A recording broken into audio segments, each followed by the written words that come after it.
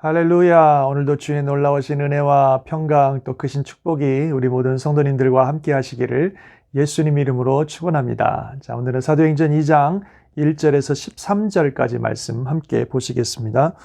오순절 날이 이미 이름에 그들이 다 같이 한 곳에 모였더니 호련히 하늘로부터 급하고 강한 바람 같은 소리가 있어 그들이 앉은 온 집에 가득하며 마치 불의 혀처럼 갈라지는 것들이 그들에게 보여 각 사람 위에 하나씩 임하여 있더니 그들이 다 성령의 충만함을 받고 성령이 말하게 하심을 따라 다른 언어들로 말하기를 시작하니라.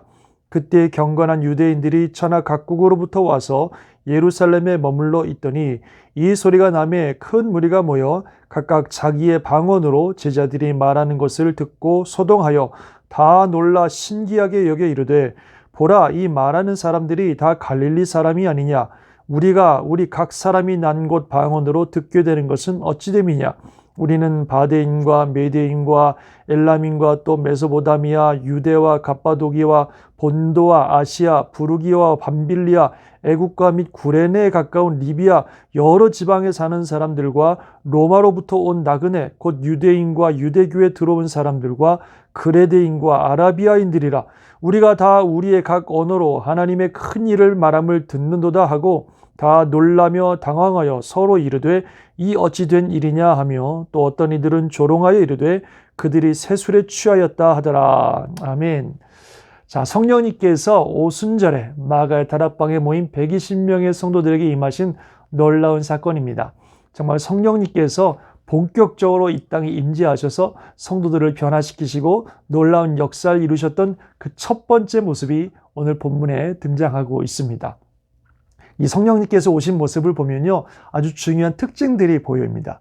먼저 바람 소리와 불의 모습으로 오셨다, 그렇게 말씀하고 있습니다. 사람들이 다 그 소리를 듣고 그 불의 형상을 볼 수 있었다고 말하고 있어요.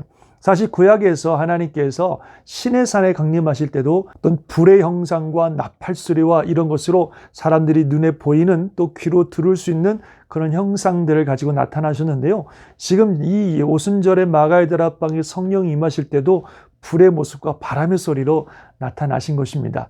이것은요, 하나님이 또는 성령님이 실제라는 사실을 보여줍니다. 정말 하나님도 임재하실 때 이스라엘 백성들이 직접 보고 들을 수 있는 그런 소리와 또 모습으로 나타나셨고, 또 예수님은 말할 것도 없이 정말 많은 제자들이 직접 만날 수 있는 사람의 모습으로 오셨고, 성령님도 역시 하나님의 영이시지만 소리와 모습으로 임재하심으로 사람들이 그것을 보고 들을 수 있었다는 겁니다. 실제입니다.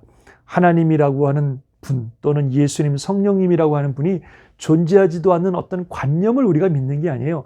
기독교 신앙이라고 하는 것이 어떤 관념, 철학 또는 이상 그런 것들을 믿는 것이 아니라 실제로 살아 역사하시는 하나님, 또 예수님, 성령님을 믿고 있는 것입니다. 하나님은 실제요. 예수님도 역사 속에 살아셨던 실제요. 성령님도 그 당시에 사람들이 직접 보고 들을 수 있었던 실제였습니다.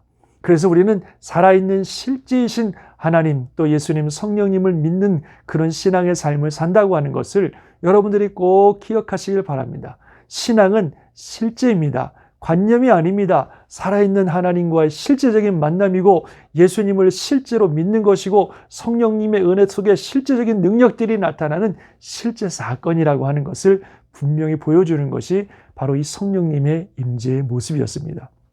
그리고 또 중요한 것은요, 그 불의 모습으로 오신 성령님이 각 사람 머리 위에 임하셨다 그랬습니다. 너무나 놀라운 일이에요. 과거 구약의 하나님은 불의 모습으로 오셨던 하나님 또는 성막에 임재하셨던 하나님은 아무나 갈 수가 없었습니다. 대제사장들이나 백성의 대표들만 간신히 나가서 그 하나님의 모습을 보고 들을 수 있었는데 이제 성령님께서는 모든 사람 머리 위에, 모든 사람 위에 임하셨다는 거예요.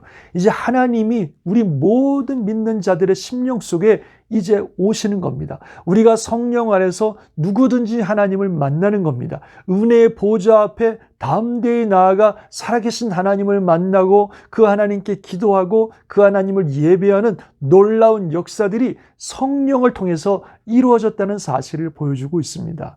정말 하나님께서 우리 안에 오셔서 그의 영으로 우리 안에 임재 계시고 심지어는 우리 한 사람 한 사람이 하나님의 영을 모신 성전이라고까지 성경은 말씀하고 있습니다.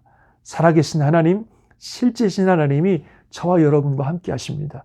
우리 마음속에 오셨습니다. 우리 심령 속에 함께 하십니다. 우리와 늘 함께 하시는 살아있는 하나님이십니다. 얼마나 놀라운 은혜인지 몰라요. 또 성령님이요, 불의 모습으로 또 바람의 소리로 오셨다는 것은 능력을 의미합니다. 불, 바람, 파워잖아요. 능력. 그래서 성령님께서 능력으로 임하셨어요. 그리고 이 제자들이 능력을 받아서 무엇을 했냐면 그리스도를 증거했습니다. 이들이 성령의 임재 가운데 처음 일어난 현상은 각 나라의 언어로 방언을 하는 것인데, 그런 방언을 통해서 많은 사람들이 하나님의 영광스러운 일들을 듣게 되었다고 말씀하고 있어요. 즉 이들이 성령의 능력을 받아서 예수님 말씀하신 것처럼 그리스도의 증인이 되는 능력이 생겼다는 겁니다.